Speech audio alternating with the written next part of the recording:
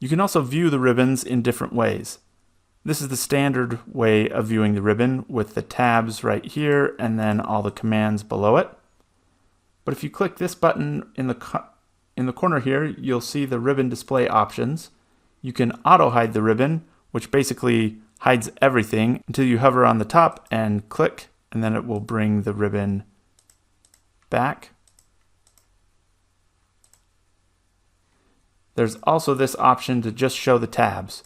So this is another way to view things where you click the tab name and it will bring up all the options that you have. But if you're not in the ribbon, it will just show the tab names. And then, like I said, the default is show tabs and commands.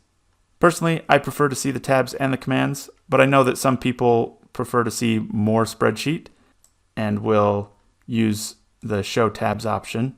Another instance where I change this setting is if I'm presenting a spreadsheet in a meeting or something like that and I want to maximize the space of data without the ribbon taking up too much space, I'll auto hide the ribbon so that I can maximize the data that I'm showing.